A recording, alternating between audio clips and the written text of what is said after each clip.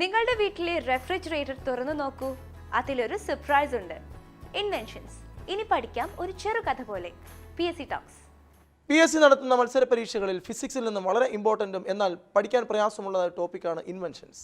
ഞാൻ നിങ്ങൾക്കൊരു കഥ പറയാൻ പോവുക. എൻ്റെ ജീവിതത്തിൽ നടന്ന സംഭവം. എൻ്റെ ഉറ്റ സുഹൃത്ത്, അവൻ സുഖമില്ലാതെ ഹോസ്പിറ്റലിൽ കിടന്നപ്പോൾ ഞാൻ നോക്കാൻ പോയി. അവൻ ആ ഹോസ്പിറ്റലിൻ്റെ 7ാമത്തെ നിലയിലാണ് കിടക്കുന്നത്. 7ാമത്തെ നില വരെ കയറാൻ വേണ്ടി നമ്മൾ എന്താ ഉപയോഗിക്കുന്നത്? ലിഫ്റ്റിനെ ഉപയോഗിക്കും. ആ ലിഫ്റ്റ് തുറന്നപ്പോൾ ഞാൻ കണ്ടത് അതിനകത്ത് ഓട്ടിസം എന്ന് പറയുന്ന രോഗം ബാധിച്ചൊരു കുട്ടിയാണ്. സ്വാഭാവികമായി ഞാൻ ആ കുട്ടിയോട് പേര് ചോദിച്ചപ്പോൾ ആ കുട്ടി പേര് പറഞ്ഞു എലീഷ എന്ന്. എന്നാൽ ഞാൻ നിങ്ങളെ ഓർമ്മപ്പെടുത്തുന്നു ലിഫ്റ്റിനകത്ത് കണ്ട ഈ സംഭവത്തെ. എലീഷ എന്ന് പറയുന്നത് ആ കുട്ടിയുടെ പേരായിരുന്നു. ആ കുട്ടിയുടെ രോഗം ഓട്ടിസം ആയിരുന്നു.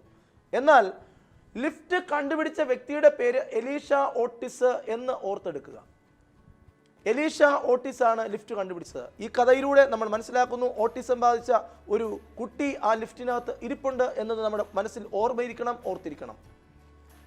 എപ്പോഴും ഒരു ഉപകരണം നമ്മൾ ഒരു മൊബൈൽ കയ്യിലെടുക്കുന്നു. ആ മൊബൈൽ ഓൺ ചെയ്യുമ്പോൾ അതിനകത്തെ ആ മൊബൈലിൻ്റെ ലോഗോയും അതിൻ്റെ കമ്പനിയുടെ പേരുമൊക്കെ എഴുതി കാണിക്കാറുണ്ട്. അതുപോലെ നമ്മൾ വീട്ടിൽ TV ഓൺ ചെയ്താൽ എപ്പോഴും ആരുടെയും വീട്ടിലെ TV ഓൺ ചെയ്യുമ്പോൾ ആദ്യം അതിലേക്ക് തെളിഞ്ഞു വരുന്നത് ഒരു പക്ഷിയുടെ പടമാണ് എന്ന് നമ്മൾ ഓർത്തു വെക്കണം.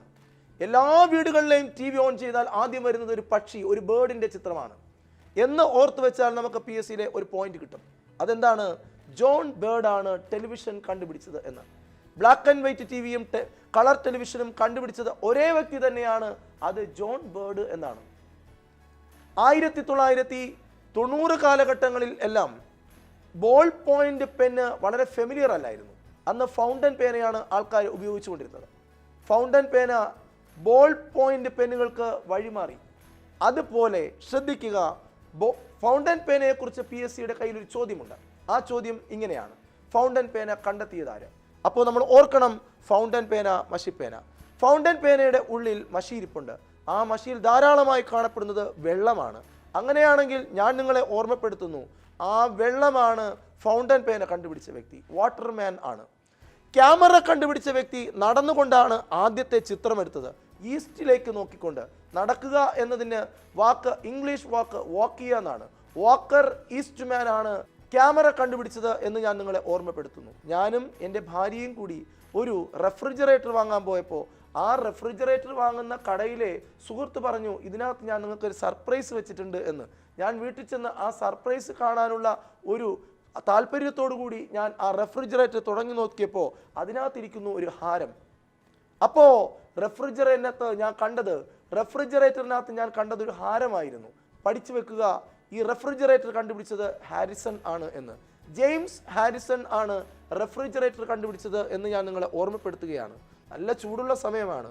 അപ്പോൾ ഒരു AC വാങ്ങി നമ്മൾ റൂമിലേക്ക് വെക്കാൻ പോവുകയാണ്.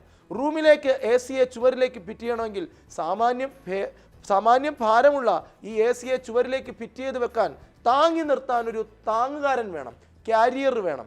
അപ്പോൾ പഠിച്ചോണം, ACയെ ഒരു ചുമരിലേക്ക് ക്യാരി ചെയ്യാൻ ഒരു ക്യാരിയർ വേണം, താങ്ങി നിർത്താൻ ഒരാൾ വേണം. AC കണ്ടുപിടിച്ചത് അയാൾ തന്നെയാണ്, ക്യാരിയർ എന്ന് ഓർമ്മപ്പെടുത്തുന്നു. നമ്മൾ ഇങ്ങനെ പഠിക്കും ഇൻവെൻഷൻസ് എല്ലാം. ഓർത്തു വെക്കാം അറിവുകൾ, ചേർത്ത് വെക്കാം PSCtalks.